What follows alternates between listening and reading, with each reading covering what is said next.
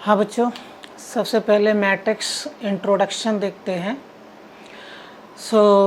ये समझते हैं मैट्रिक्स क्या है। Matrix is a rectangular arrangement of numbers.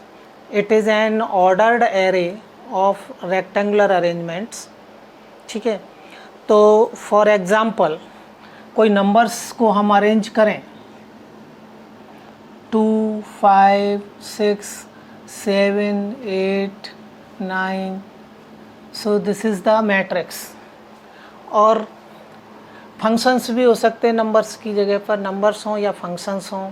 और कोई दूसरा हम देखो एक और लिखते हैं, फॉर एग्ज़ाम्पल 2A 6B, ये भी मैट्रिक्स है। तो मैट्रिक्स में दो चीज़ें हो गई, एक तो रोज़ और दूसरा कॉलम्स। जो हॉरिजॉन्टल लाइंस हैं वो रोज़ हो जाएंगी, वर्टिकल लाइंस कॉलम हो जाएंगे। जैसे इसमें हॉरिजॉन्टल लाइंस 2 हैं, तो ये 2 हो गई रोज़, और कॉलम वर्टिकल लाइंस 3 बनेंगे तो 3, ये 2/3 इसका ऑर्डर भी हो गया। तो ऑर्डर क्या होगा मैट्रिक्स का? Number of rows by number of column, this is the order. ठीक है, अगर किसी मैट्रिक्स में m रोज़ हैं और n कॉलम्स हैं तो उसका ऑर्डर m/n हो जाएगा। मैट्रिक्स को कैपिटल लेटर से डिनोट करते हैं। जैसे ये मैट्रिक्स कैपिटल A, दूसरे मैट्रिक्स को हम कैपिटल B, ऐसे कैपिटल लेटर लेकर के मैट्रिक्स को डिनोट करते हैं। अब हम जनरल मैट्रिक्स लिखते हैं जिसमें m रोज़ हैं, n कॉलम्स हैं, तो कैसे लिखेंगे? मैट्रिक्स C मान लो, और इसमें पहले वाला एलिमेंट A11, दूसरे वाले A12, A13, इसका मतलब है फर्स्ट रो चल रहा है, फर्स्ट रो का फर्स्ट एलिमेंट, फर्स्ट रो का सेकंड एलिमेंट, ऐसे, और A1n तक गए।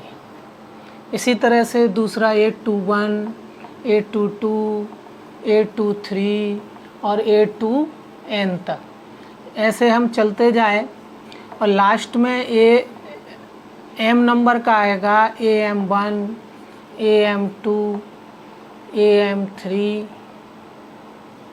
और लास्ट में AMn।